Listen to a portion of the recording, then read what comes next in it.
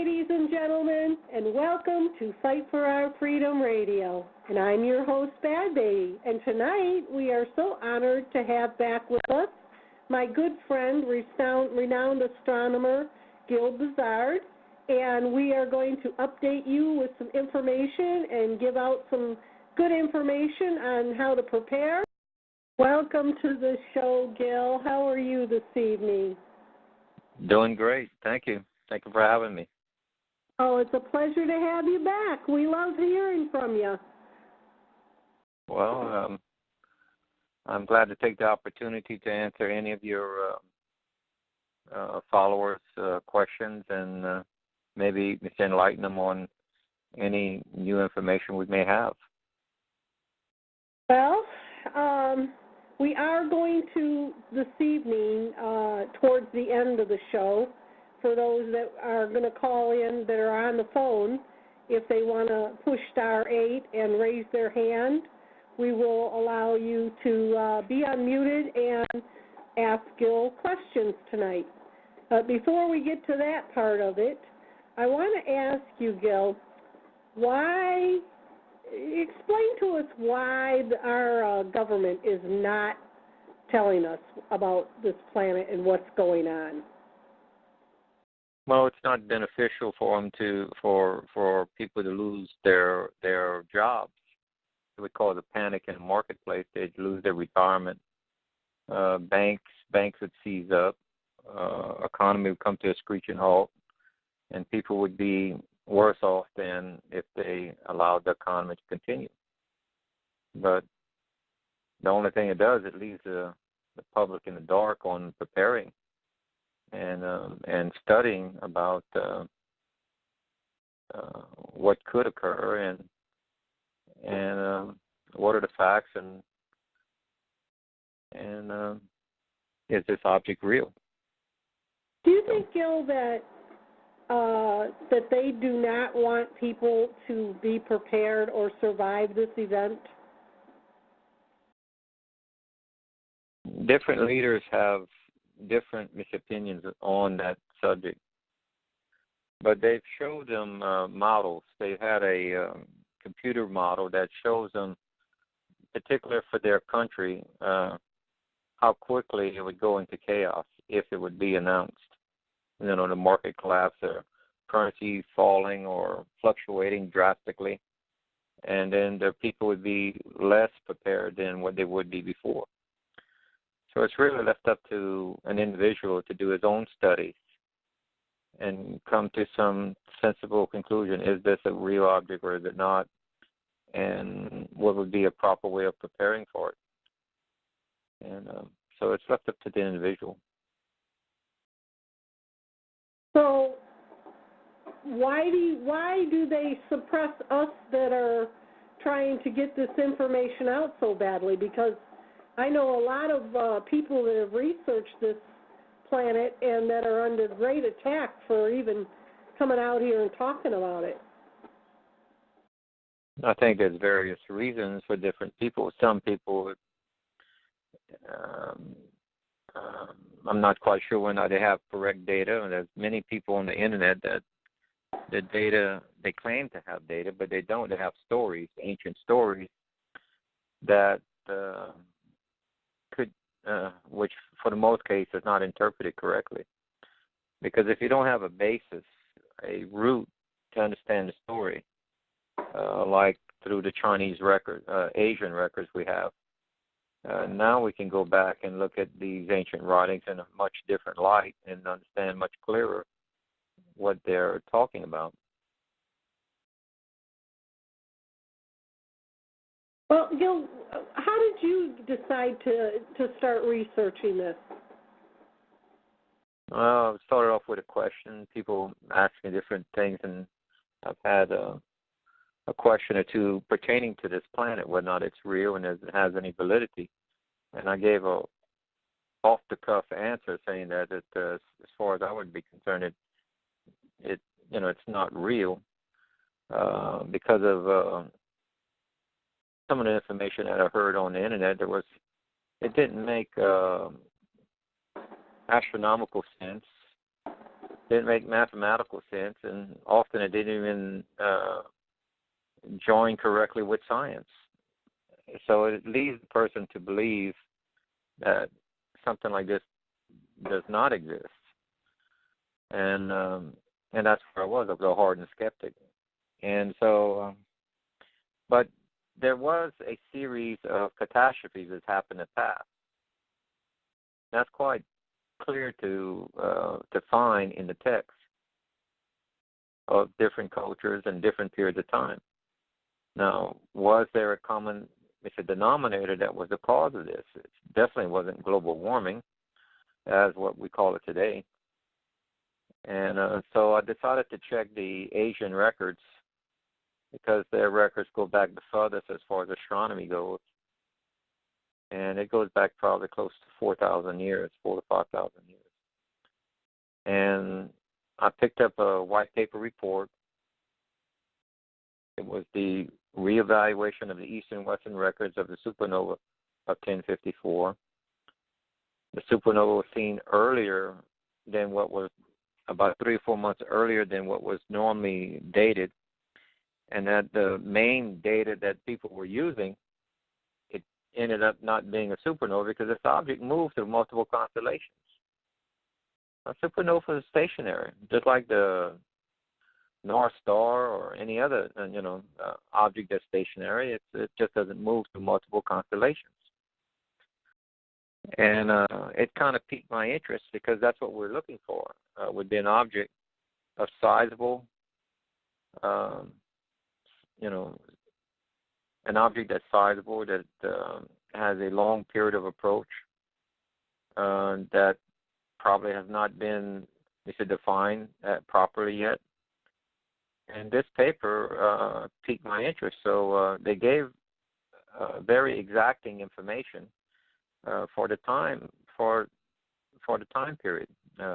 Elevations, time of day, where they were seeing it at, and it was not just the Chinese, but the Korean and the Japanese. So you have 3 different cultures, similar with their research. They're very exact with their plotting and information. And that's when I decided that I had enough information to make an attempt to plot this. And doing some hand calculations told me that this object was on the ecliptic. And when something is on the ecliptic, that's the only way that Earth can have a meteor shower, basically.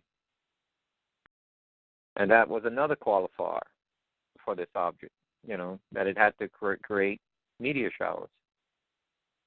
But when I got through with my calculations, and running models in the astronomy software, it proved that it crossed the Earth's path twice.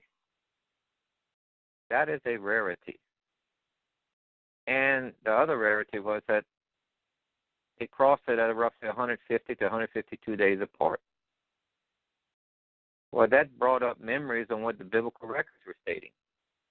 In Noah's flood, it mentions 150 days, and then in the book of Revelation, it mentions 5 months. Well, they're both the same amount of time period. And so I had to figure out, how often did it come through history? What was its frequency, and what sort of catastrophes associated with it? And I found 14 cases in the biblical records and quite a few secular records. In fact, today I found another one that I'm still doing some research on in the secular that lines up also with a biblical event. And again, it's shown as a winged disc. The most common drawing throughout different cultures was a disc with wings. It showed that they had a disc that would fly across the sky, basically movement, Mm-hmm. And that would be the perspective from someone from Earth. Now, it doesn't always pass close to Earth to where it's viewed as as a major disc. The last time it came very close to Earth was Hezekiah. And that's when our calendar year changed from 360 to 365 and a quarter days. And it came semi-close after that during Yeshua's sacrifice. it caused 3 days of darkness. 3 hours of darkness. But we haven't had a close call as in those days. But the Book of Revelation gives us some very serious data and comments or statements. It says the next time it passes that this will be the worst time in all of Earth's history. Well, the data proves out that Noah's flood actually literally happened. And that was not the worst. This next event is going to be the worst. So it definitely grabs my attention and gives me cause for concern. Yeah, absolutely. So when this event does unfold, just exactly what will we be experiencing here on this planet? Well, I have. I just put out a small sheet of about 16 points. It actually should be almost maybe double that, but I didn't want to bore the people with too many details. But as it approaches, you have severe earthquake and volcanic activity. As we've seen an escalation, but it's going to be much greater even. Right. Now, are we seeing an escalation right now because it's approaching and the closer it gets, the more it's affecting our planet? We have dips and highs for the volcanic and the earthquake, but we've never seen it as many as we're seeing now. Because let me give you, for instance, let me see if I can find what I'm looking for here. I know I read an article where there was a couple of volcanoes that just they came alive in the last few months that have been dormant for over 300 years. Yeah, this is common. Also, many people are not aware that under our oceans, just within the last few years, someone decided to do a survey of how many volcanoes are under our oceans. Well, we only have roughly about, I don't know the exact number, but I'll give you a ballpark. Like on land, it's between 1,200 to 1,800 volcanoes, on our continents. But below the oceans, we're looking at over 3 million. Wow. Okay? And I personally believe that is the source of the El Nino effects and La Nino. That's what's heating the ocean up, isn't it? Yes, because the most active part of this is around the just south of Japan, where there's a lot more of these subsea volcanoes are going off, and the way the water currents go, it pushes that hot water towards South America whenever they're extremely active. I believe that has something to do with it, that they have not been mentioning that to the public. Because I have friends in different parts of the world that have stated they've had an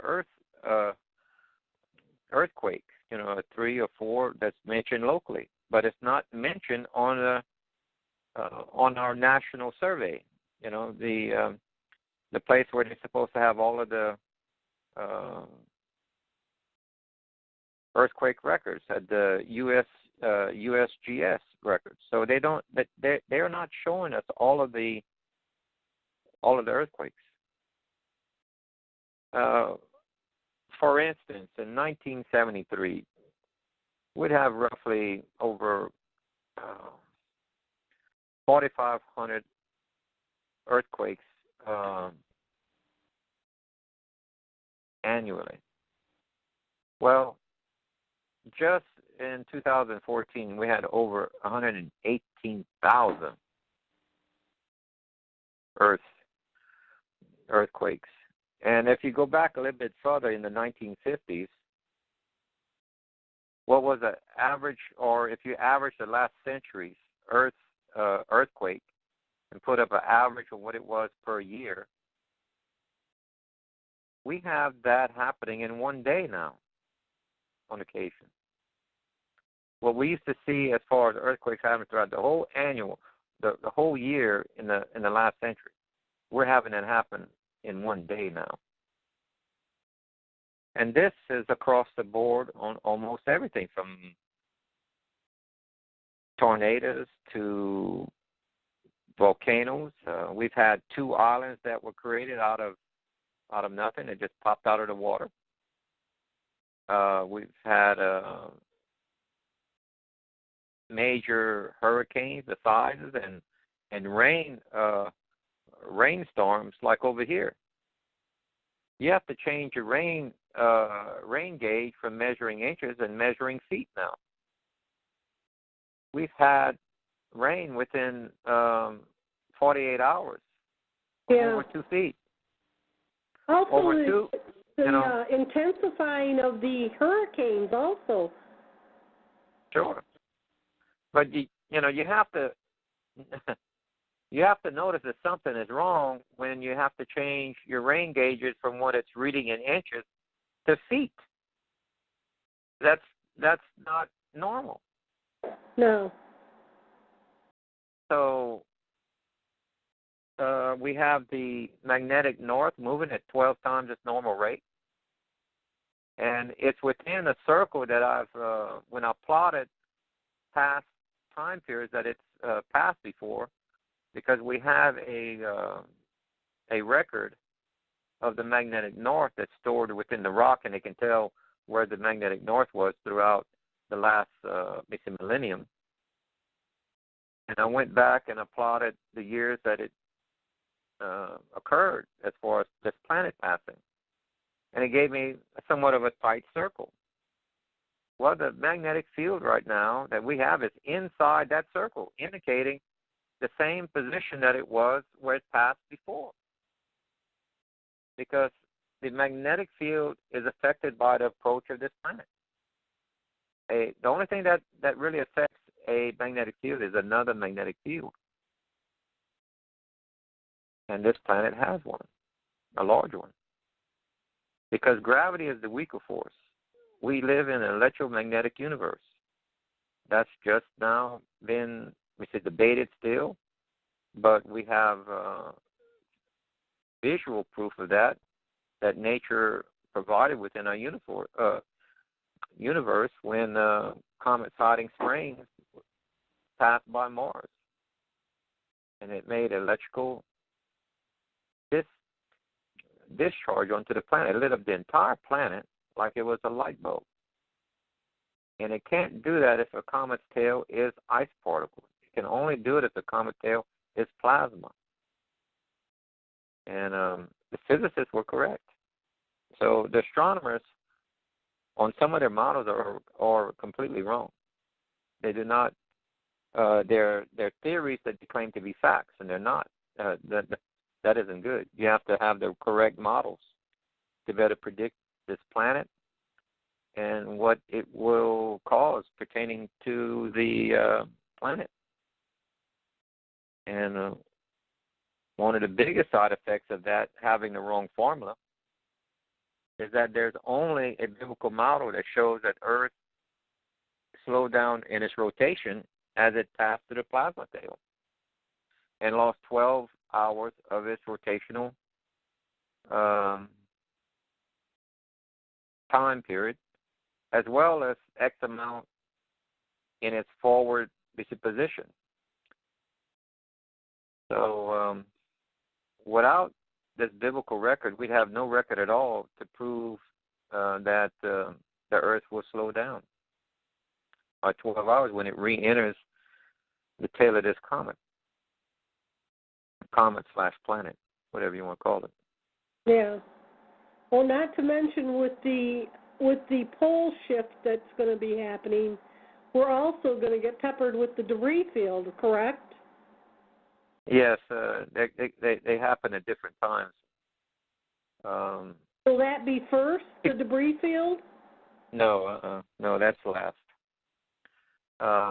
First is when we go through the plasma, and the aurora will come down to the equator, and it'll be very, very bright, greenish, bluish colors, and it'll sound like a trumpet.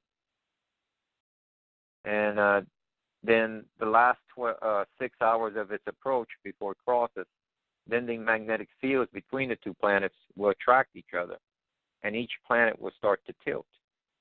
And Earth will tilt 26 to 28 degrees towards this planet.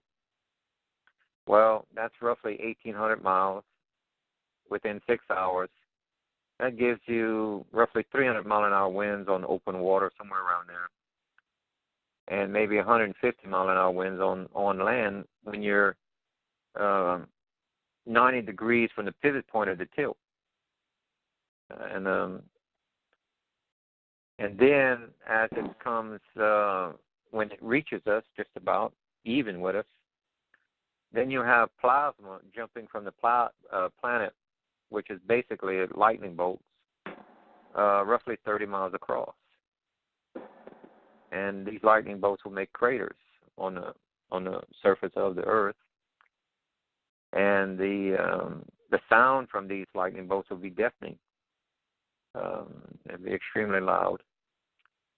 And as the Earth is tilting, you're going to have the water of the ocean sloshing, going north and south. But also when Earth comes to a stop in its rotation, there's about 12 kilometers of water around the equator. There's a bulge there, about 12 kilometers, and that water is going to dissipate towards the north and south poles within that time frame, flooding the extreme north and extreme south regions of the planet, like northern Canada, northern Russia, maybe England. Yeah, you're looking at hundreds and hundreds of feet of water. Then when the Earth's tilting, this is the water will slosh because it's moving at a pretty decent rate. Plus the winds are carrying waves, so you have that in addition. So you're looking at severe coastal flooding in the northern and southern regions of probably 200 to 500 miles from the coastline. And every continent on Earth is going to shift. Every island and mountain will have a new location. There'll be some brand new mountain ranges. There'll be some other mountain ranges that may be plains after that, and may be flattened. Now each so time what do you plasma, think about these underground bunkers? Will they survive down there? Because I just don't think they will. Underground bunkers is actually the worstest place to be. That's what I was thinking, because if the Earth's crust is going to pull away from the Earth and start busting apart, you'd think these bunkers are going to bust all up. Correct. You have to have a mobile plan in place, and you have to do your calculations correct, and you have to position yourself very close to the tilt, the pivot point of the tilt, for one, because that's what's causing the major part of this disaster. And then the second major part of this disaster is you need to be on the correct half of the Earth for the major meteor shower. And both of those points gives us near the Middle East region, or Jerusalem, to be in. That would be the safest place, roughly, on the planet, and because that's what the Bible is indicating in multiple ways. I can point that out. Really? And, yeah. And see, remember where it says in the Bible, it says He will make day into night and night into day. What that qualifies that your hours are exactly opposite by 12 hours. Remember where he also says, I will send 4 angels to stop the winds? Winds are created by Earth's rotation. For the winds to stop, you have to stop the rotation of the Earth. So that's an indicator right there that the Earth's rotation will stop. Okay? And remember where it says Yeshua comes mid of night? Well, the nighttime in March is the safe side of Earth to be on. And he says that he comes in Jerusalem, mid of night. So it's not going to come in the middle of the U.S. on the daylight side. He's coming in Jerusalem, mid of night. He didn't say midnight. Don't mix that with a modern term. Midnight did not exist. Not the way we use it today. Today we automatically associate that with 12 o'clock at night. Yeah. That's not what he said. He said mid of night.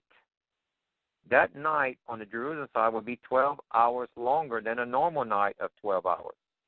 They'll have a total of 24 hours because the earth is slowed down by 12. And it will come mid of that night. And after the first 12 hours. So if you look at your watch, it's going to say like 6 in the morning. But it'll still be as dark as midnight because he's going to come mid of a 24-hour night. Now, the day side on the United States side or North and South America, it'll be 24 hours of daylight. Remember during Joshua's long day, he had 12 extra hours of light time. So he had a 24-hour day. And guess what? We can build a scientific model that proves this out when we use the plasma universe model. And the information from the Asian astronomers gives us the entry and exit, just like a train. We have the tracks of this train laid out. This train does not jump track. It may arrive early, it may arrive late, but it's staying on that track. And that track exits out in the month of either March or April. It seems to be more likely March out of all. And we have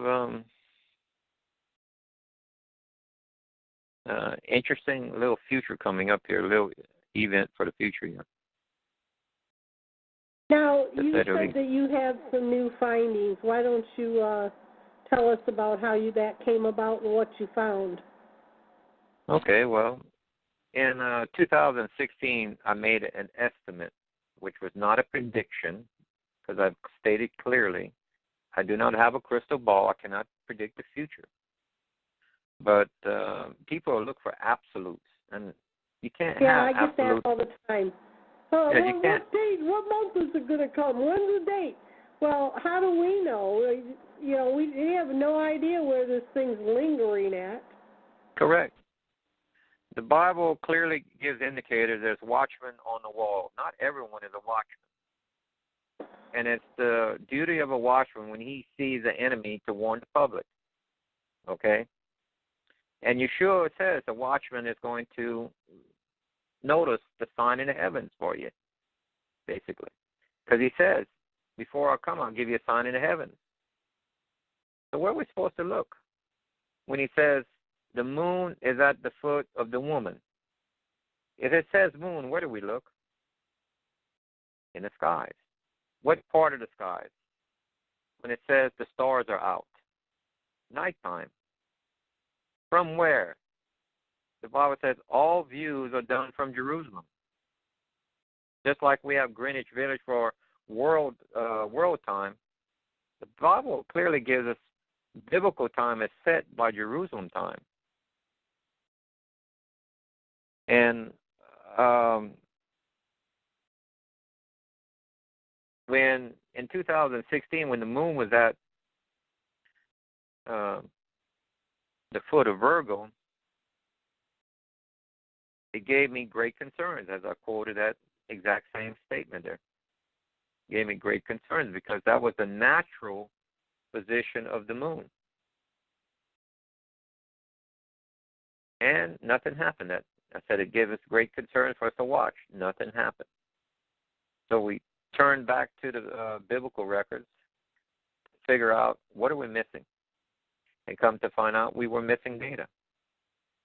When we went back and read Joshua's long day, he said the moon and basically the sun he was talking about, or Earth's rotation, the moon and the Earth's rotation was delayed by 12 hours. Well, I forgot to delay the moon's position by 12 hours. So when I went to year 2017 and we delayed it by 12 hours, guess what? It puts it exactly at the foot of Virgo. And the second thing that's extraordinary is that she's pregnant with the planet Jupiter in March.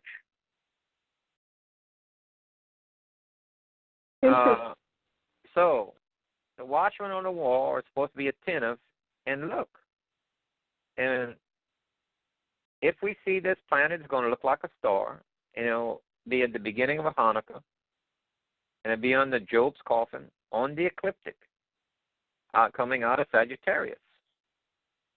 That narrows our field of view extremely. And that would be at the beginning of Hanukkah. And according to Daniel's numbers now, if we use that, it says the peace agreement is at the end of Hanukkah, which is December 30th or 31st, forgot which one it is, will be the peace agreement. Now, that's as far as the numbers gives us. So if this date would be correct, and not to qualify if, it gives me great concern, and I cannot predict the future.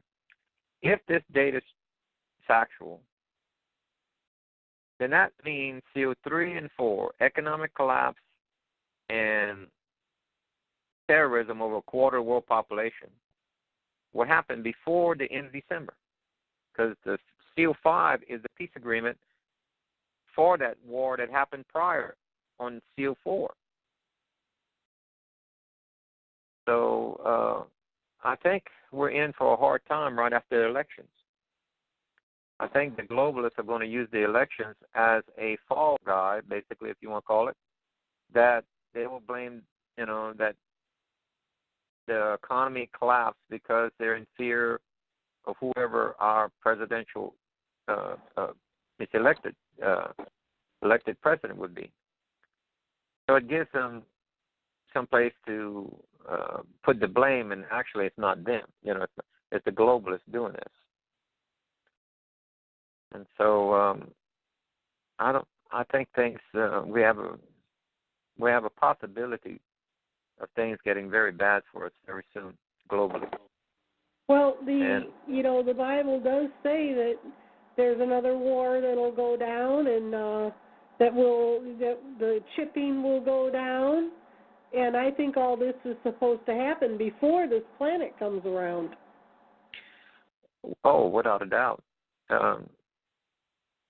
If my estimate here, whatever you want to call it, if the economy is going to collapse shortly after the election, then I would say that the dollar would have to go up before the election.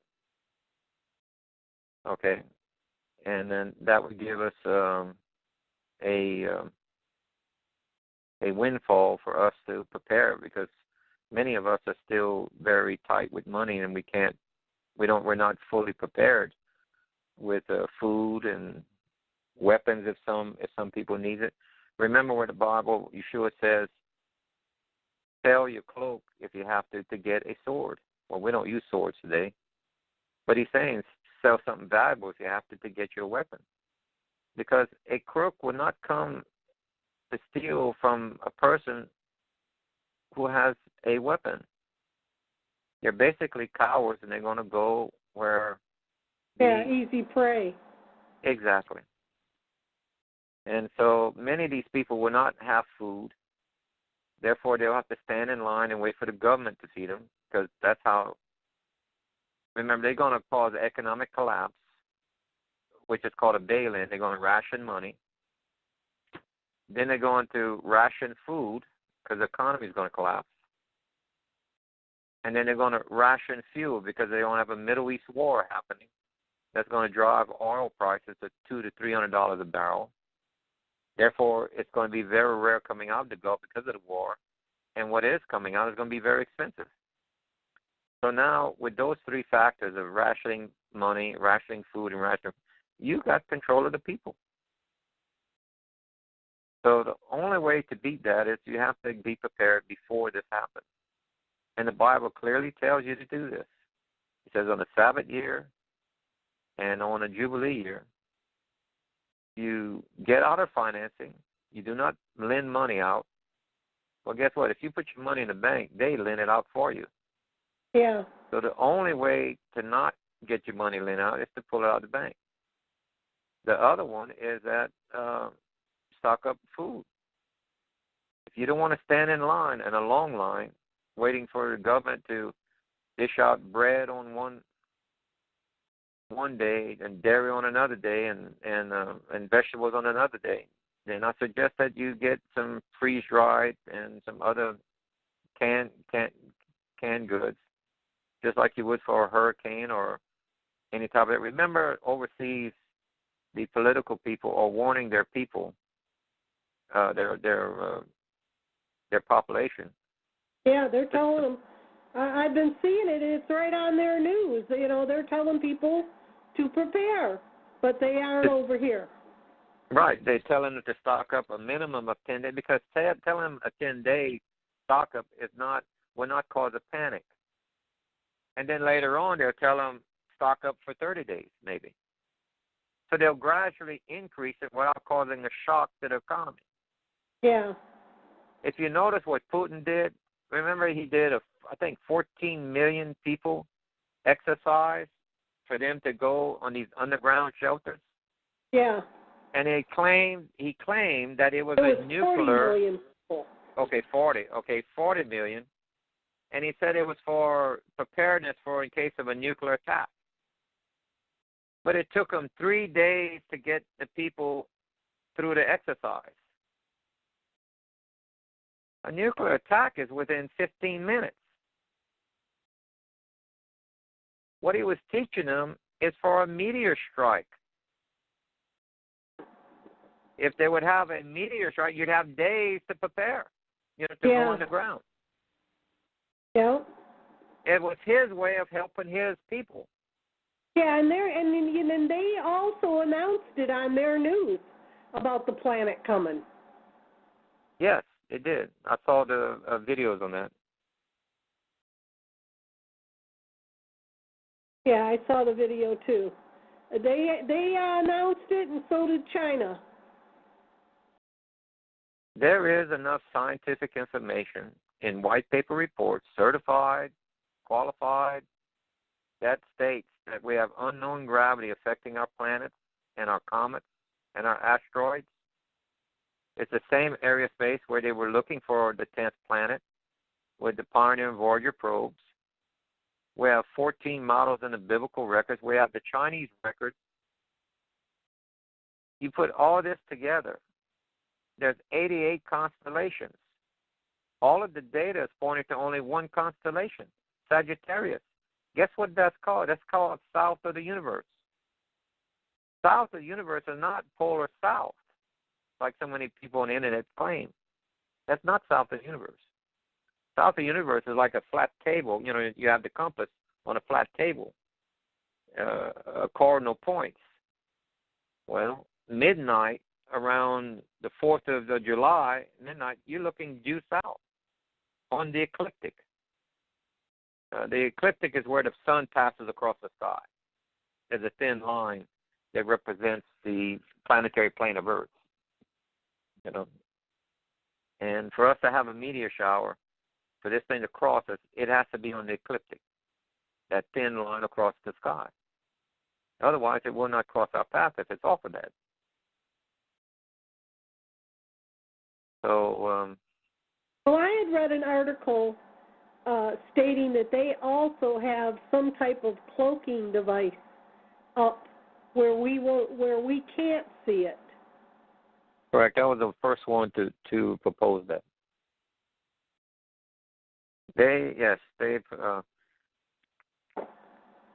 I had that confirmed from a senior NASA engineer that's retired. And I asked him, do they have the ability to cloak a planet if it was approaching? He gave me one word qualifier. He said yes. He could not go into great details because it's still classified. But he gave me a simple yes. And if you can look up in Wikipedia cloaking, and it tells you the stability of bin light to redirect light. Remember, we see an object simply because light is bouncing off of it. The sun rays is hitting it and then bouncing off of it. And if you redirect the light, you can't see it because it never reaches your eye. That's what cloaking is. Lasers are used to redirect the light. And we have space-based lasers. Reagan put them up there. Reagan gave the speech to the UN. Remember, he said if we as a nation, a world, had an outside threat threatening Earth, that we would need to unite and put all our differences aside. A lot of people thought there were some people that thought he was talking about aliens. No, he wasn't talking about aliens. Talking about the outside threat was this inbound planet.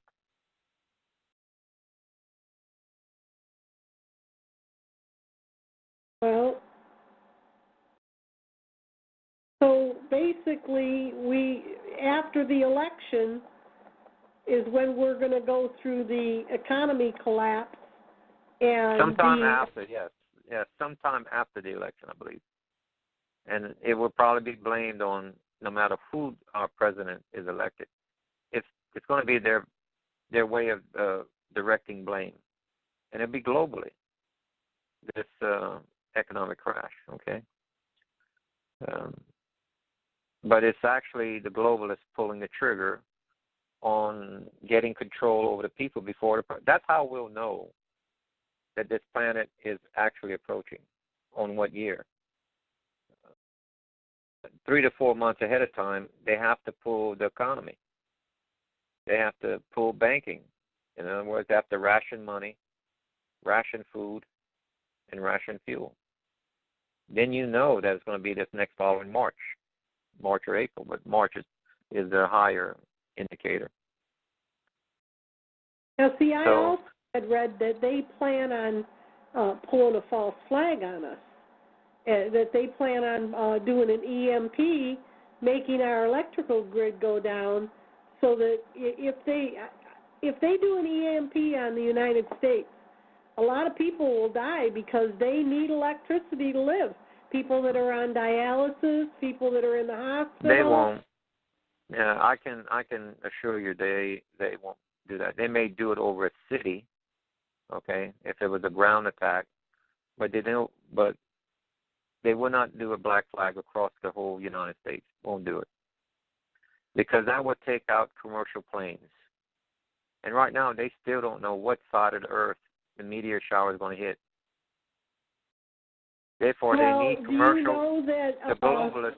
North Korea has a satellite that flies over the United States twice a day that has the capability of doing an EMP on us? Well, they're not sure for sure, but they're worried about it. Is the actual, okay? But they won't do it. Remember, the Bible says there'll be rumor of war, and part of this is rumor. The war that's clear is going to be in the Middle East, with the cause an oil shortage, and that there was a war for Mr. Damascus to be ruined, and that there'll be a union of 10 Arab nations that are going to be coming together. Well, we had part of prophecy that was fulfilled just a while back, when Iraq split its governing body into 3: Kurd, Shiite, and Sunni. Well, that gives you the 10, because out of 1 will come 3, and 4 later, it says. Well, the 4th one is there's going to be a governing little, just like Washington, D.C. is, a little District of Columbia, you want to call it, where that's the little horn, and these Arab nations will loan their army to this little horn, if you want to call it, to make war. With whom? Europe. and any other Christian group that's anywhere in any of these countries. They're going to be cutting off heads. And, yeah. Well, that is what Al Cuppett had said to me years ago, and he is the retired Joint Chief of Staff. But he said that what they're going to do is cause devastation in the United States and make the people want to walk into the FEMA camps. They're going to tell them, come here, you'll get a warm meal, a hot shower, a place to sleep, and once you get in the camps, you are going to be kneeled down in front of the guillotine and told, accept Satan as your savior or be beheaded. Well, I don't know about that last part, but you had, according to a FEMA camp manager, I won't mention his name, but he mentioned what they were for. Anyone who, during this time, there's going to be a form of martial law with a curfew. Okay, when it's a national merger is a form of martial law. It's just a little bit more extensive than martial law. And at one point, they're going to give curfews. Well, if anybody who lost their home and they're sleeping on the streets, they're in violation of the curfew. They will be picked up and they'll be brought to FEMA camps. The FEMA camp is for the homeless. They're already picking the homeless up. Well, that proves my point, what I'm telling you. That's what the FEMA camps are for. They're for the homeless, the people who will lose their homes during this time. Remember what the Bible says, get out of the banks, basically. Do not loan money. The banks are, therefore, then you better pay your house note if you have it, or get a small amount of dinar. It doesn't take much. And see if it will go up. We're hoping that it does, because many of us need of a financial break. And yeah. And so, yeah. For those that hold a mortgage, and once the economy collapses and they have no way to pay their mortgage, they will immediately become homeless. Mm-hmm.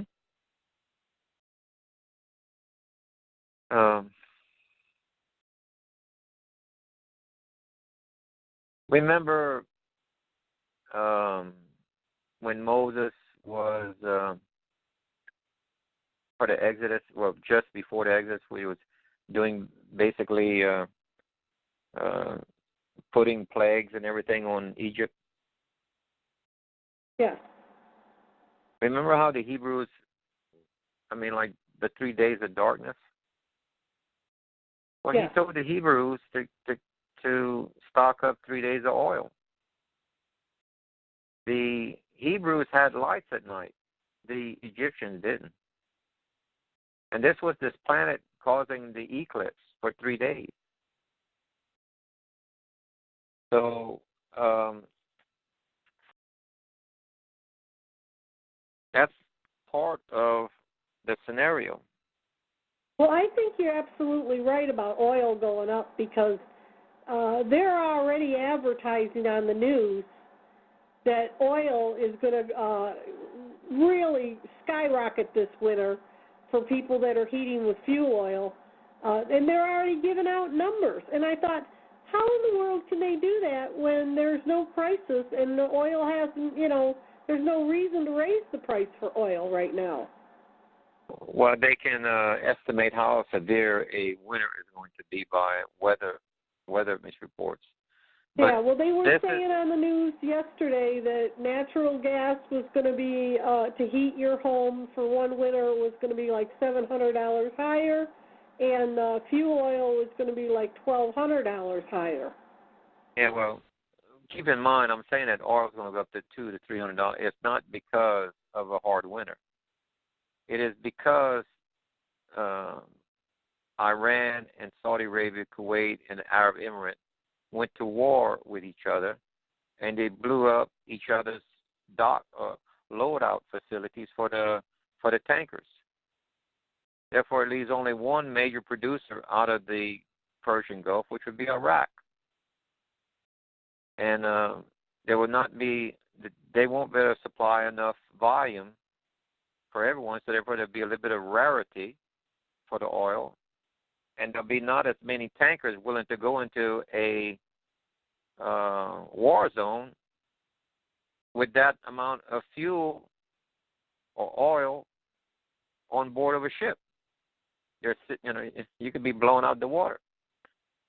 Now, I also read that to prepare for like the beginning of nuclear winter.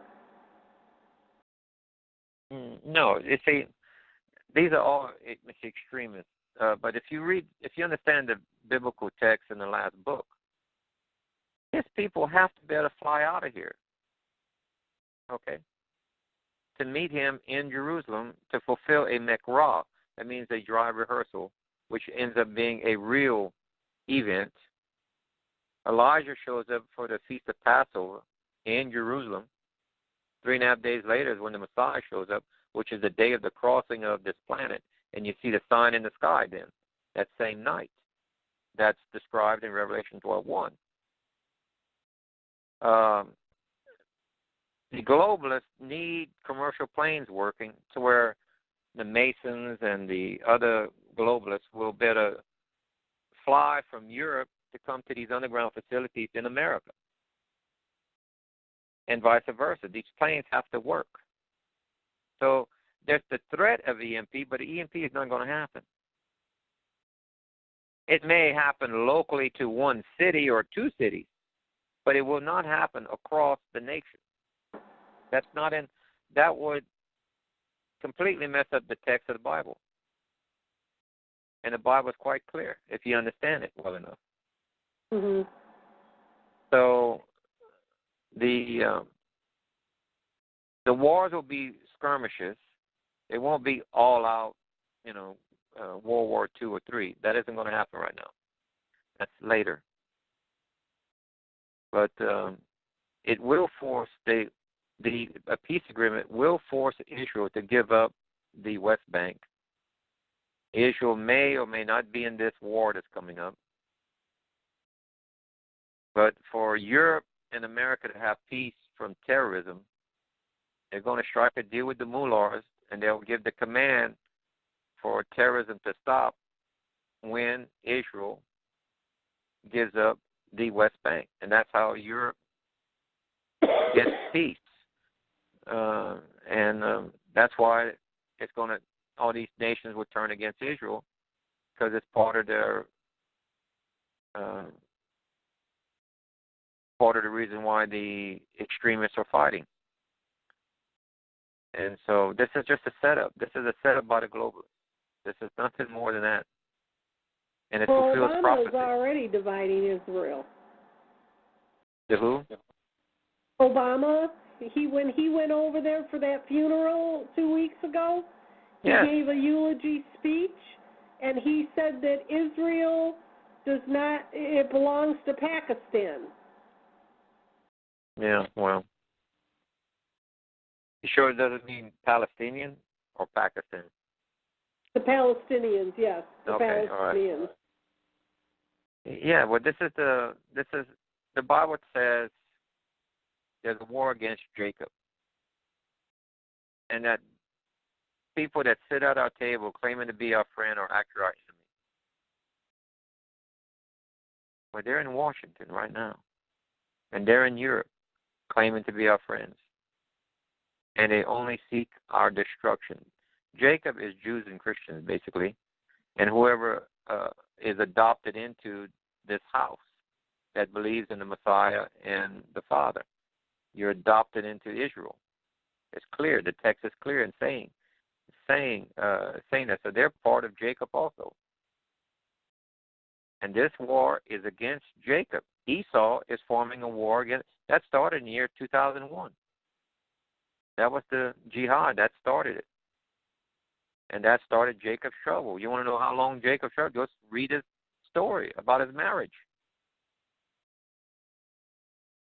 For 7 years, he worked. Then when he went to marry, he was tricked with a bride he knew nothing about. Well, reverse the roles.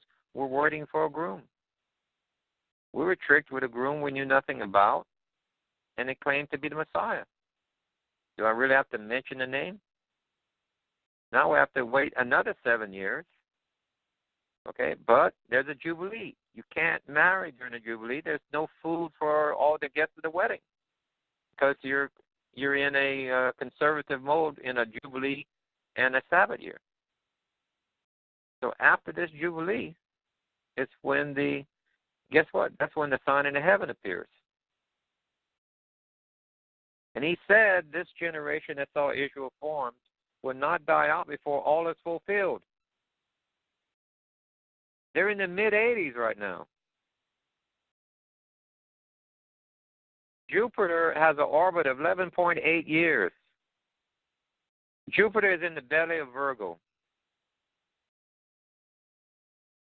The next time, I cannot find a date that Jupiter is going to be in Virgo with Virgo as the constellation at midnight in Jerusalem.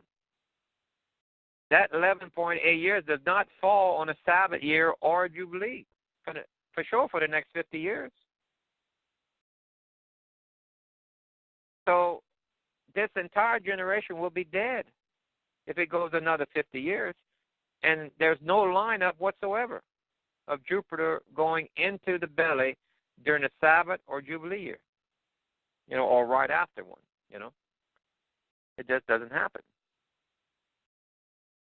So it's either this or nothing, basically. And we'll see. Yeah. The watchmen have to be attentive. He says, for I don't have to tell you, for you already know. He says, be attentive. He already gives us the date, but his date, he didn't have a calendar. They didn't have a calendar. He knew we'd have a different calendar today. And we don't even have to fight over what Hebrew calendar follows. Whenever they announce the 40-day warning, that 40-day will give us the day of the crossing. And we know 3.5 days earlier than that is Passover. So whatever that day is going to be is going to confirm the Almighty calendar. Just like he confirmed the calendar to the Hebrews at Mount Sinai again, because they lost it. Well, we've somewhat lost the calendar again now. There's about 7 or 8 different Hebrew calendars. Therefore, I won't go into a debate which Hebrew calendar is correct. Yeah. But they better be open to the Almighty showing them which one it is, because it's going to arrive. Elijah will arrive on the Feast of Passover. And 3.5 days, mid of week, mid of night, the Messiah is coming. And that is the day of the crossing of the planet. So when they announce the 40-day warning, you'll know which calendar to use. Do you think that there are different calendars so that to confuse people and not let them figure it out? The word Satan in Hebrew means adversary. Today, the followers of the Bible have many adversaries that put stumbling blocks in front of you. Like the word midnight means 12 o'clock at night today. That's a stumbling block. That's not the midnight he was talking about. They have daylight saving times just about a week before Passover starts. He doesn't use daylight saving time. We have multiple calendars, but there's only one calendar that the Father uses. And you can confirm that using the skies. There's multiple things you have to be aware of. World time is stated by Greenwich time in England. Okay?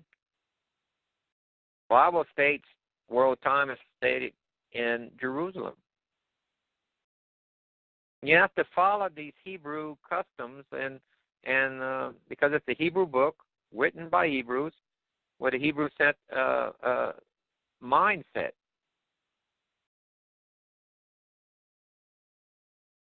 So you have to overcome the stumbling blocks. Mhm.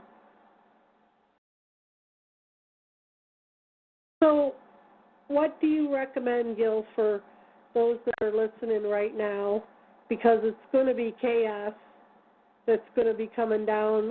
And the closer the election gets, the closer we come to whatever is going to go down. I mean, a lot of people, I know you recommend to try to get to Jerusalem. A lot of people don't have the finances to do that. So what would your recommendation be for those that are listening? Fill out a life insurance policy. I'm being facetious, but remember the people in Egypt, weren't they slaves? How much property and money did they own? None. What did they leave with? Wagons of silver and gold. The Almighty will provide for us. There will be many people who have invested into the dinar. That will be many times what they need, and they'll be helping others. Whoever wishes to follow the Old Testament and the New, both, that they did not do away with his laws. Only thing that's been fulfilled completely and did away with was the sacrifices.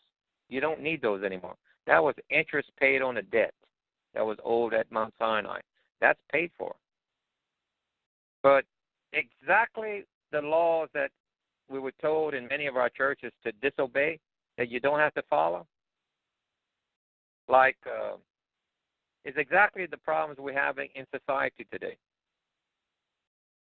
where they get cross-genders, men that claim to be, that can go into women's bathrooms. Well, guess what? The Bible says men cannot wear women's clothes and women cannot wear men's clothes. It even describes a man as one who has X and Y chromosomes, basically. He said when he created Adam, Adam is both male and female. Well, Eve is not made yet. And if you look at it carefully, he's describing X and Y chromosomes without having the word chromosome yet. Now, can you tell me how they had a microscope 6,000 years ago to know that? It didn't. That's advanced knowledge. All right? Now, it says in the Bible, a man should not sleep with a man. We made that acceptable.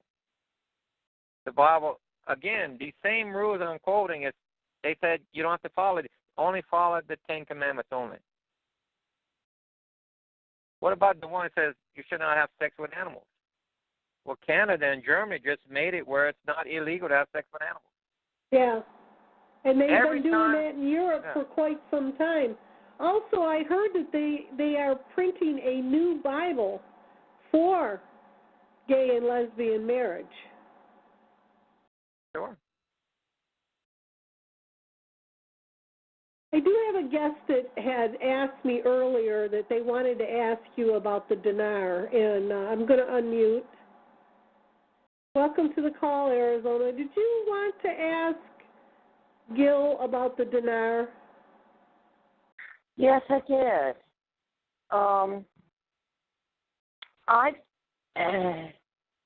I'm on Social Security disability, okay? Mm-hmm. And if all this goes down, my source of income is, well, not if, but when. My source of income is going to be done away with, basically. Yes. So most of us will, yes. Yeah, most of us, right. What I want to know is how much dinar can I get on the dollar right now? The minimum you can purchase, well, unless you go to eBay, and remember, do not purchase the one with Saddam's face on it. Those are worthless. You have to purchase the newer issue ones. The newer issue ones? Okay. Yes, that's the one that the present government is in place, not Saddam's government with his face on it. So in eBay, you can purchase smaller amounts, but if you go to a government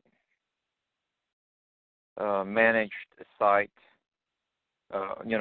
agency that sells currency, the minimum is about $250 to get. And I can manage that. Well, it's roughly about 980 dinar per dollar. And okay. In the Iraqi budget, it states that usually in a budget they state lower numbers. But the 2017 budget says roughly around $1.17 is the revalued number they're using in their budget. So we're expecting something a little bit higher than that. Okay. It could be $1.25, could be $1.30, somewhere in there, $1.40, something. Okay. But so when would I get that actual currency through the mail, or how would that work out? Yes, you do a COD. You don't, that way you either use a money order or a cashier's check, and then you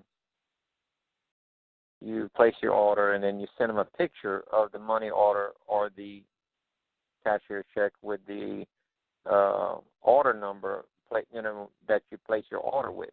They give you a number, and you write that on the bottom of the deal. And they whenever they see that picture, then they mail it to you, and then the FedEx guy or whatever will ask the money order and returns it to the.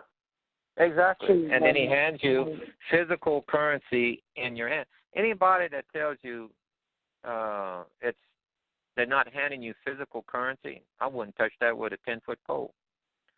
Oh, yeah. It's like getting gold for a certificate. Yes. There's some people that are doing that still today. Well, they're not very wise. They're not going to collect very much of that at all. Mm-hmm. Because there's like 500% paper written, and there's not enough gold over it, to cover that. And that's the whole deal that Alex Jones tells everybody to get into. I would, honestly, if gold goes up, it'll be only for a short time at the beginning, and that's if it goes up. But you can check the history of metals. We're going to go through a deflationary period, not an inflation, deflation. Metals have always fallen during a deflation period.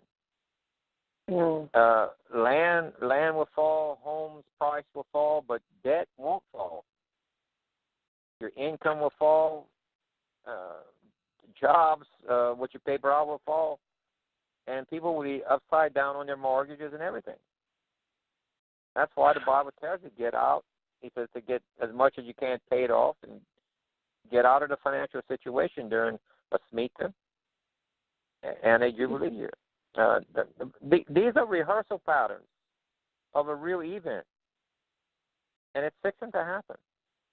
These are not. I'm curious, what will happen to the seniors that have a reverse mortgage? Many people will lose their homes. Yeah. Because they can't pay. They just can't pay. Remember, your fuel bill and electric bill will be 3, 4, 5 times higher. Fortunately, my parents own their home, and my father was wise enough never to get a reverse mortgage. There you go. So our house is protected, but we're all on Social Security, so that's fine. Get you a little bit of dinar. You don't have to go crazy over it. $250, I would think, would be easily. If it goes up to $1 something, that should be almost $250,000. Do you think you can live off of that until January? Because after January, $250,000, I think so. okay, so so after January, you hit your plane, buy a ticket, and you join us in Jerusalem, because remember, these are not vain religious acts in the Bible. These are rehearsal patterns to get you in tune with a real event. Elijah's coming back, announcing the Messiah is coming. And he will announce him at Passover, but Passover is only held in Jerusalem. I've got a question, though, Gill. It says in the Bible that if, and I've asked you this before, and I know you answered me already, but I can't remember exactly what you said.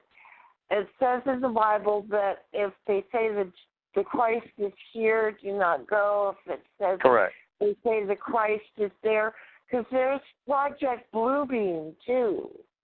Project Bluebeam is going to be put into place so people see these images of Jesus in the sky, and look, that's again, that's internet stuff. I don't believe that's going to happen for multiple reasons. Okay. Remember where the Bible gives the indication where he's going to be coming out at. The false Jesus. He says, when you hear them say, I'm coming out of the desert, don't go. That's a false one. Well, in Muslim tradition, Yeshua or Jesus is going to walk out the desert as a prophet, not as a Messiah. I see. Jesus is listed in Islam as a prophet, as well as in Judaism as a prophet. So he's going to walk out, this false one is going to walk out of the desert as a prophet. He's going to point to the Mahdi and say, he is your Messiah. So the false prophet is the one who comes out of the desert, which is going to be a look-alike, if you want to call him that, or a imposter of Jesus or Yeshua. Okay. Okay. Real quick. I know you don't.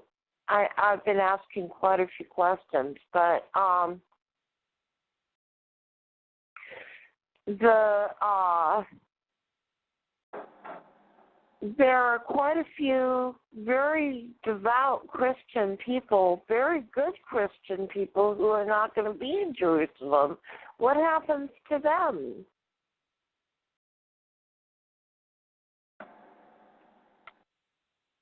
There's a, you understand what the word, well, let me give you a little help. There is, today we take wicked as being equivalent to evil. But that's not what the word meant in the Bible when it was written. Just like today, if we buy a nice car, somebody would come up to and say, boy, that's bad. Well, 20 years ago, the word bad meant not good. Today it means a totally different thing. Yeah, I know. But the word evil in the biblical sense is not the same meaning we have today. Well, it means useless, doesn't it? It means one who has blended. Remember, the root word comes from the candle wick maker, where you take two threads and intertwine them to make a wick. Well, one who's doing wicked takes one thread of truth, one thread of falseness, and intertwines it. That's called wickedness. That's not the same as evil. Evil is one who is void of the Almighty's laws completely. Wicked is one who is blending man's laws with his laws. Can't do that. Right. That's also called, in another way, a fence rider, lukewarm. He says lukewarm people don't make it. So now, these people are all going to hell then? No. That's not what the Bible, the Scripture tells us. Oh, okay. But they're just not going to go, and they're not going to go with Jesus. That they don't get to the place. There's two taking aways in the Bible. People miss that because they don't understand it clearly. They're defined completely different. The first taking away is to the wilderness, it says. That's the one Yeshua It's bringing a remnant, he said. So that's not the entire body of believers. Because some of the entire body are somewhat wicked. They've adopted man-made things, okay? And whether it's the calendar, whether it's science they adopted instead of the proper science or anything. You have to overcome the obstacles of the evil ones and what they put in front of you. If you don't this is a final exam, if you want to call it, open book test. And there's a remnant that makes it to the place of safety. Now, they're in that place of safety throughout the Great Tribulation. And anyone who is not in that place of safety has to go through the Great Tribulation. Then at the end of that, the two prophets die, remember? And they're dead for 3.5 days. And then it says the dead are first, then all the living. You can be anywhere on earth. That's all believers are resurrected then. But the dead are first, then the living. Yeah. Okay. So all these people who believe that they're going to go on the rapture before the tribulation are sadly mistaken then, correct? Because they were taught wrong within the churches. Because if you can look it up in the biblical text, if your Bible is correctly translated, if you don't, go look it up, but you're going to find out it defines what sin is. It's one who transgresses the Torah, the laws written down there. Remember where the laws he told you that these churches tell you don't have to follow? You only follow 10? Well, guess what? It says follow his mekros, his rehearsal pattern. 2, it says in there, okay, men don't dress like women, and women don't dress like men. All of the social problems we have today were already defined in there not to do those. Right. And that's why society is breaking down. They're not following his laws. Yep. Okay, so if we get back to following, guess what? Then if you follow the last hour of the last day, you're in the place of safety. But if you follow them, that means you're going to be in Jerusalem for Passover coming up here. That a team of wild horses will not stop you from being there, because you're following his instructions, not my instructions, his instructions. Elijah is not going to show up in New York or Paris. You can read Joel. Elijah can only show up in one spot. Jesus is going to show up everywhere. Exactly. Okay. And when it shows up, this is 3.5 days prior to the crossing of this planet. Well, that's when they turn off all generators globally.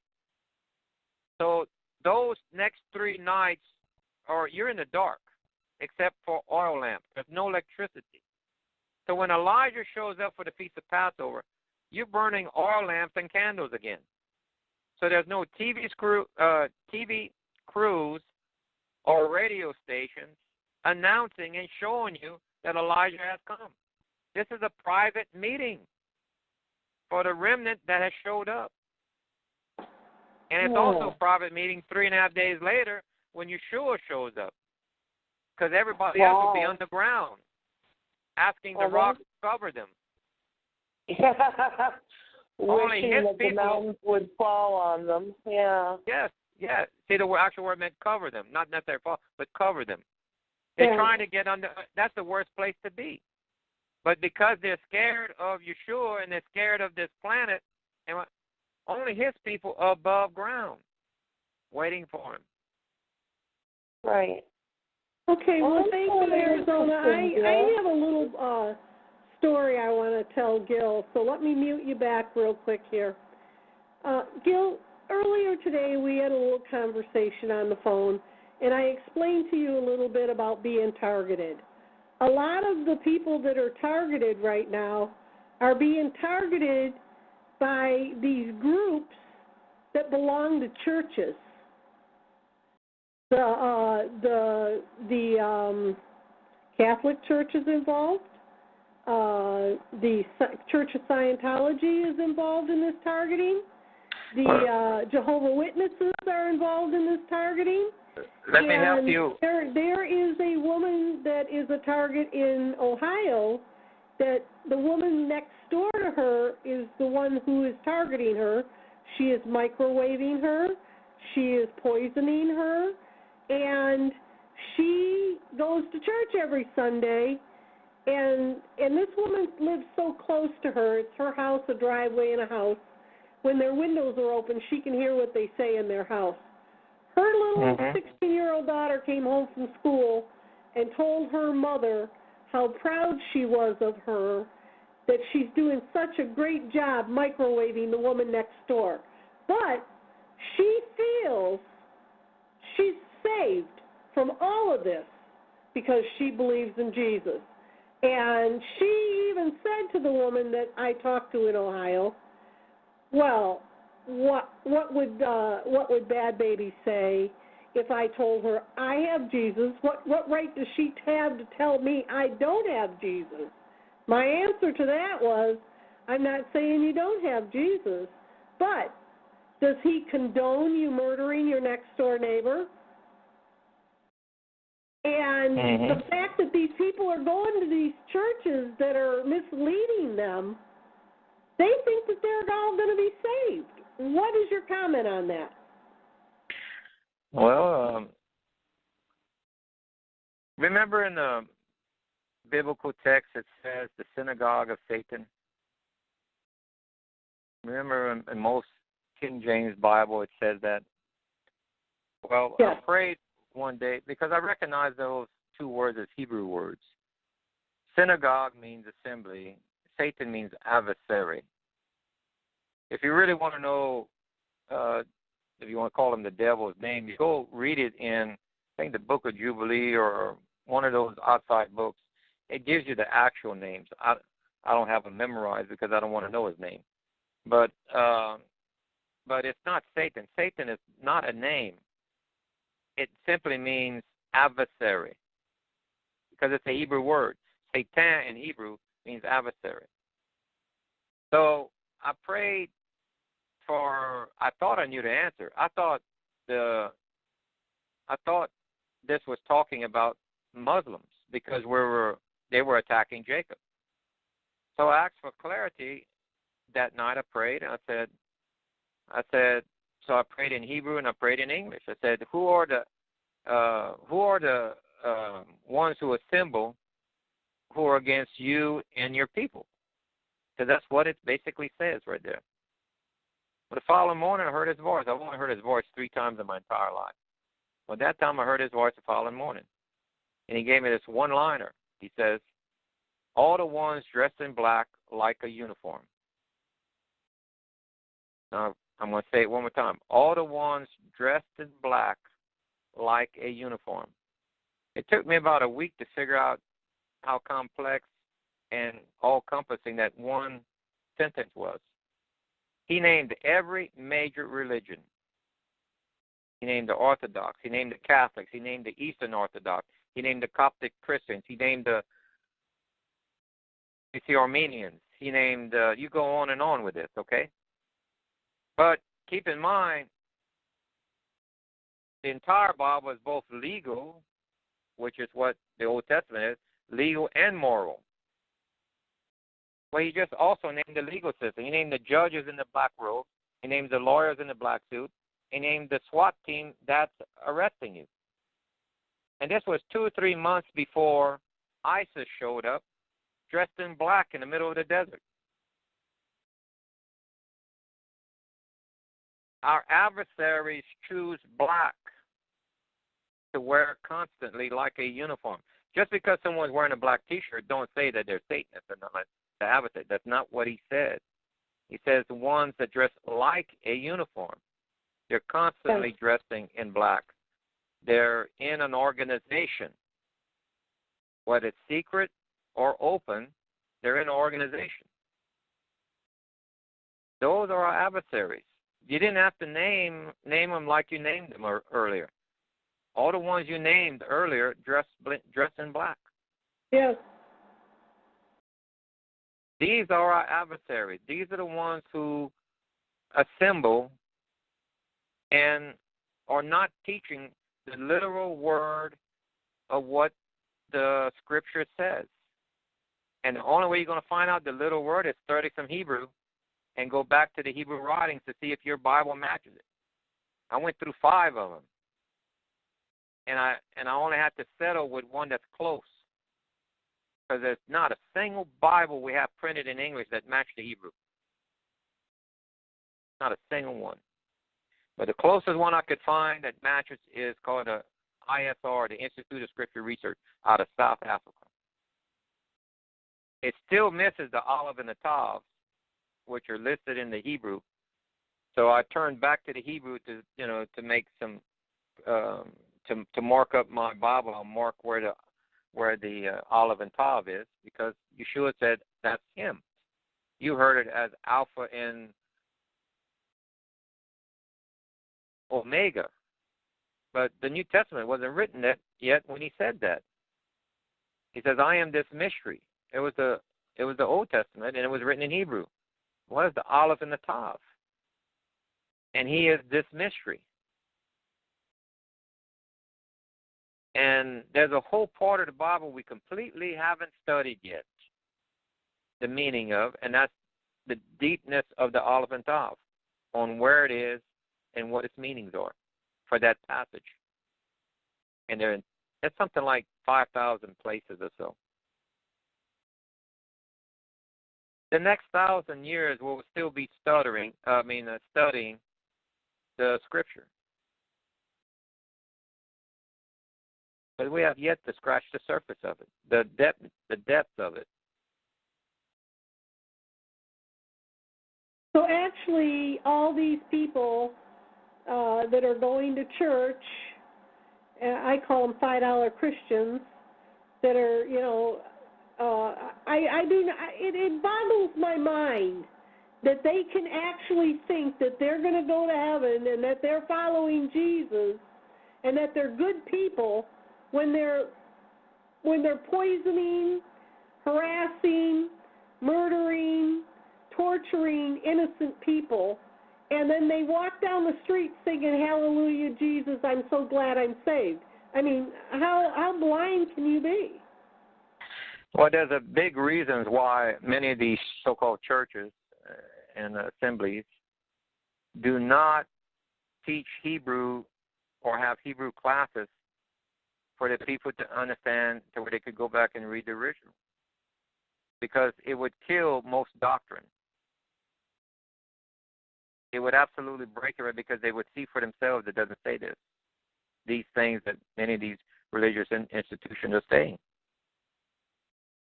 I forgot what the number is on how many religious institutions and Christians there are in Christianity, but it's in the thousands.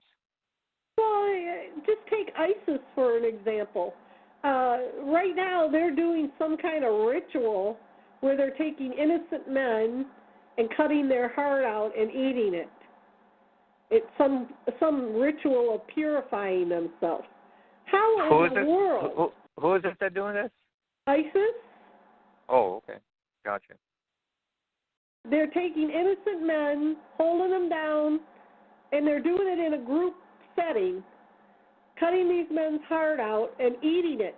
And it's some type of, they believe that it's a purification for them, for them to, I don't know, see Mahadi or whoever they're going to see, I don't know. But I mean, how in the world can you think that's something good?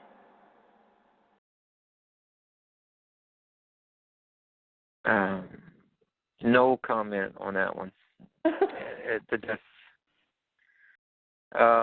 Evil will do evil. And there's many. We have not yet seen the extent of evil yet. It's going to go beyond that. It's going to go beyond that. Well, I agree with you. I think it is going to go beyond that, because they are planning more evil every day. Yep. Put it this way, I would not want to be on the wrong side of the fence for the Great Tribulation. I'm going to do my best. And remember, Yeshua is the one that's doing the choosing. So I'm hoping to make it into the place of safety throughout the 3.5 years of the Great Tribulation, because no one's going to be leaving Earth for the Great Tribulation. Only thing is, a remnant is going to be placed in the wilderness where they're protected by Him and fed by Him, and the enemy can't touch them. That is the bride and the bridemaid. This is going to be literal events. People don't realize how literal this Bible is going to be. These customs that He set down are not vain religious acts. The laws He laid down are not vain religious acts. There are laws to help you build holy, righteous character. How can you have a utopia at the end of this without people being on the same page of being holy, righteous people? And the only way you can do that is follow the covenant, the entire covenant He gave us in the Torah. Yeshua followed it. The 12 apostles followed it. What the laws that Yeshua was breaking was the man-made add-ons, the rabbinical add-ons. He says no man has a right to add or take away from the law. Those are His exact words. And when you go look up what sin is, it's one who transgressed God's laws. We have churches today that teach how to transgress His laws. What about the children, Gill? Because the children are being programmed, if you ask me. They're actually asking the children at the age of 4 years old before they go into school, to mark what gender they feel they are. They're putting the thought in that child's head. They're innocent. So where do they lie in all this? Did not children die when Yeshua was on earth? Yeah. Did He not resurrect a few children? It's listed in Luke. It's listed in a few of them. What about Lazarus? Was Lazarus a good man? Didn't he die? But wasn't he resurrected? Death is not a permanent state unless you're evil. Wicked is one who blends. But at least you believe in the Father and the Son, you will be resurrected again. But the ones who are void of that faith, that there's no Father and no Son, they will stay. They will stay in the ground for the next 1,000 years. At the end of the 1,000 years, that's when they're resurrected. Only the evil ones are resurrected, and they're given their final judgment. And the old earth and them are cast out in outer darkness. Then the Father makes a whole new earth as it was in Adam and Eve's time.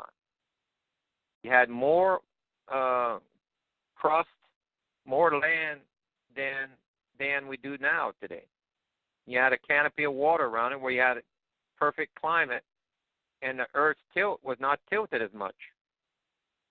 So all of those factors give you a perfect living condition.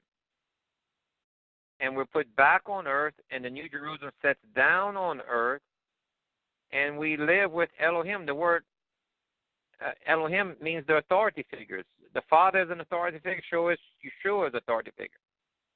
But when you look up the definition of God, it's one who has never been created, cannot die, and always existed. Well, there's only one of those. That's the Father. That's why Yeshua's own word says, when they ask, are you the Father? No. He says, his own words, he says, I have no power unless the Father gives me some. He says, I cannot tell time or the future unless the Father tells me when.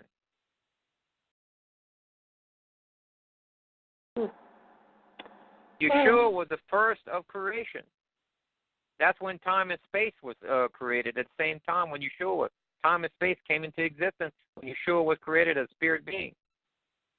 Well, the thing that disturbs me about targeted individuals is the fact that they are all financially devastated. So there is no way that these people will ever make it to Jerusalem. Wrong. That's the same problem you would have qualified the people on the exodus out of Egypt. They were in worse shape than what you are today. They were slaves in a more true sense. When the dinar, there will be many people with dinar and profits, and they will be generous with their money, helping people, whoever wishes to follow his full commandments and his full rehearsal pattern. I get you now. Okay. All right, I get it now. Remember where it says, do not cast pearls before swine. Yes. Well, the Bible tells you do not eat swine. It also tells you not to eat catfish and many other animals because they clean the earth. Well, he says don't cast pearls before swine. Do not give money to the people who do not follow his full regimen of what he says not to do and do. Mm-hmm. So the ones who wish to do it, even if they were taught wrong on the last day of the last hour, if they repent and want to follow all of it, they're in. Remember the parable of workers that worked in the field? He says, I'll give you X amount of money to work in my field for, many workers went in the morning, then he hired some more at noon. He gave, and then he had some that only worked for an hour. But he gave them all the same pay. It's the same thing with this. If you were to follow his laws all of your life versus one who followed only for the last hour, to get the same reward, to get in a place of safety. Well, that's very encouraging. Because I know a lot of targeted individuals feel hopeless and helpless. He doesn't hold it against you that you've been taught wrong. He only holds it against you if you still continue to deny not changing. Yes. But that's called stubbornness.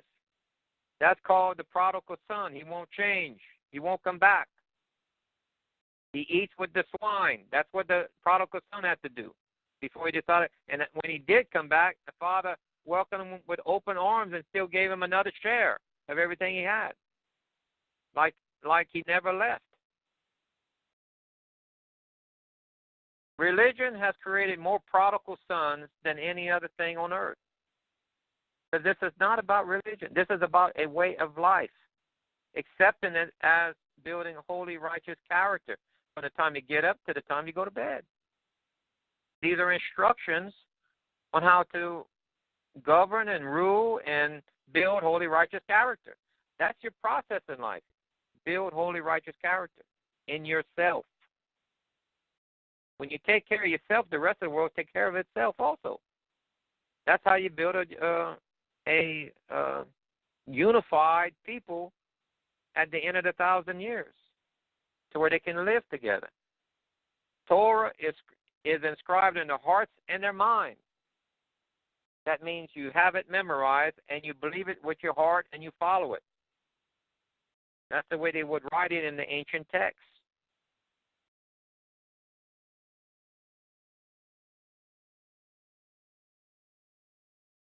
Well, that's why it says ye of so little faith, too. Yep. Okay, Gill, well, we're coming up on the last 15 minutes.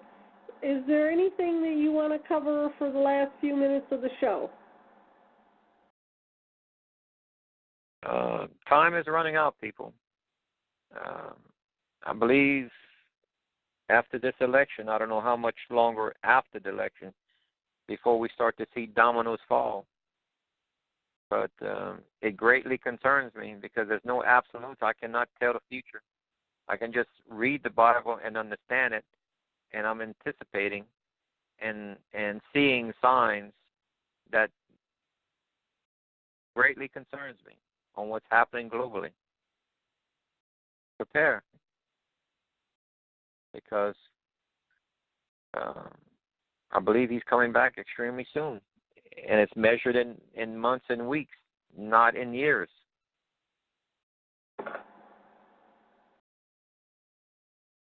So and when the havoc does start, it's not going to be a pretty picture. No, you stay home, and you're not going to be bothered. If you have your food, you have your lights, or a little generator, whatever, a little bit of fuel for the generator, and you have a weapon, they're going to leave you alone. But they're going to be robbing the people who leave their home unattended to go stand in line for food. They're going to go rob those. They're not going to be robbing you because you're outside with a gun or sitting around. They see your lights. They're going to leave you alone because they're going to pick the easy targets. Boy, it's going to be a real mess. You know that, Gill? It's supposed to be, but it won't be the extreme mess like it will be during the Great Tribulation. This is called, remember, we're in tribulations right now, but we're not in the Great Tribulations. And right now we're fixing to get kind of like a mid-trib, a little bit higher trouble times. Because that's what tribulation means, troubling times. That it's fixing to elevate a little bit, and then there'll be a peace agreement. And it'll look like things are going back to normal. Remember, when peace is announced, sudden destruction is near. Well, when the peace is announced at the end of December, by the end of January is a 40-day warning of this inbound planet. That's when you hear about destruction is near. And we'll have a date after that.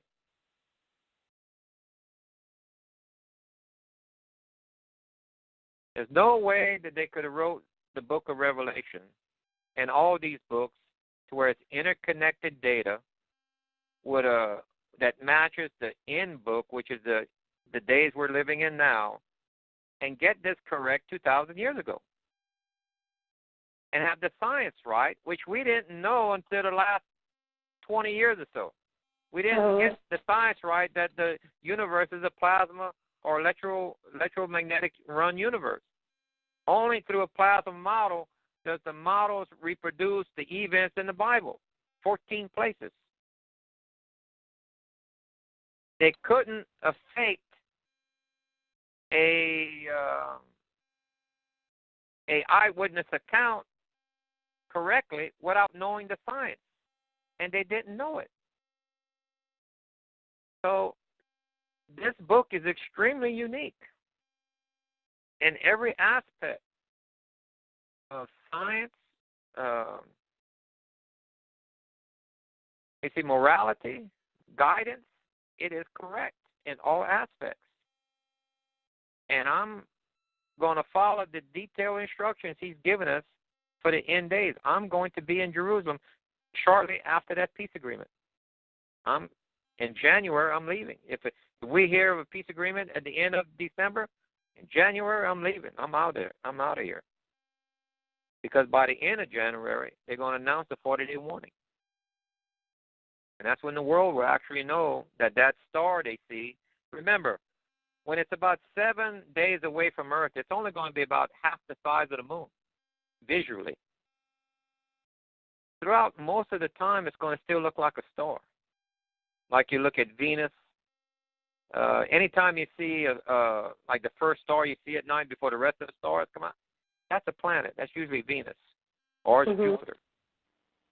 Well, that's the way this thing is going to be looking at in the approaching days, the last 3 months or so. It will not be threatening yet. Not even at the 40-day mark, it won't be threatening. Not until it gets to the last 2 to 2.5 weeks will it start to get sizable in the sky. And when it's 7 days away, it's only about half as large as our moon visually. Which Ed James talks about the kill shot when he talks about the remote viewing. He says that there's a war going on and that one day they see the soldiers look up and they see this planet and they all lay their weapons down and go home. Well, that goes contrary to what the Bible says. It says that there's going to be a peace agreement before any of this.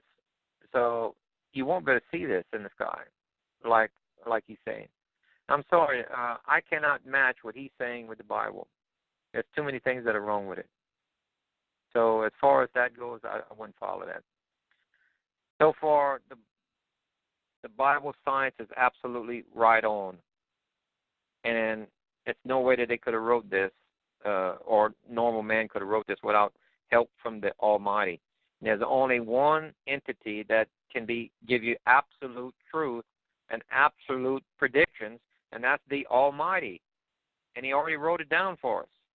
We just need to try to understand it. And be aware, he says, look for a sign in the heaven. He literally says that. That's what we are. If we're attentive to his word, we're going to be looking for a sign. I'm just pointing out what the sign we're supposed to look for. And we have to be patient. You know? Yeah. So, okay. Well, I want to thank you, Gill, for coming on tonight and explaining it to us. It makes a lot of sense. It really does. I mean, it's a lot more clearer. And, the main thing is don't be afraid. No, you don't have to fear. Fear is a spirit that he does not give us. That's our own emotions taking over us. But we don't have to fear. You be prepared. You have a weapon. And you guard your property and home. Yeah. But you don't have to shoot somebody. You can point it at them. They'll be scared enough to leave. You try not to kill. They try to help one another. Exactly. Those that you know that are true to the word, be a brother or a sister to them. But listen to exactly what it says, and that's our instructions.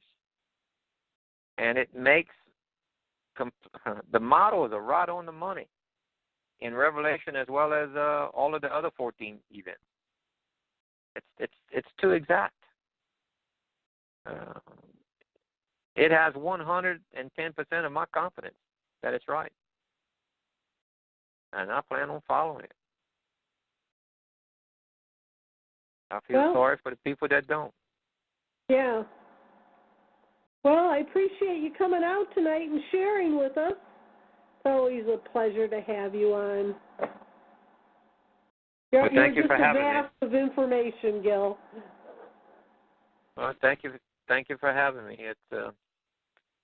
It's only going to be a small group. That's the scariest word in the Bible. It says remnant. A remnant is chosen to go to the wilderness. So I wish it was more, but it's already been declared. So the rest of the people, the way that they're going to make it to heaven is most of them are going to die. Not all. He says there'll be another remnant that makes it through the Great Tribulation. And, but the only ones that didn't go through the negative part of the Great Tribulation will be the one that he places in a place of hiding in the wilderness. Yeah, and I've instructed a lot of my Christian friends, too, that they said that their families don't know anything about tribulation. And I had instructed them to write a letter to their families and put it in their Bible and explain to them that what tribulation is about and what they'll have to do in order to cut it. Right. Basically, he's, get you enough food until January. After that, you catch your plane. When you get to Israel, you got to stock up again on food a little bit, only to carry you to March. Israel is the breadbasket of Europe to a certain extent. When the European, when the euro collapses, there'll be hardly any way of them buying the food from Israel because their currency is not, it's losing value. So they'll have a huge amount of food for us there, for us to buy. And because of the dinar, we can buy it. So this is well planned out by the Almighty. He didn't leave out anything. He never does, Gill. That is correct. Never does. Just like I never thought I'd meet you, or you never thought you'd meet me, and for some reason everybody's path crosses for a reason. Correct. There is no such word in the Hebrew as accident. Everything has a purpose. Yeah. Okay, well, I want to thank you again for coming out and sharing with us tonight. I will get with you later on in the week and send you a copy of the show. And we appreciate your information, your wisdom, and your knowledge. And as usual, we love you.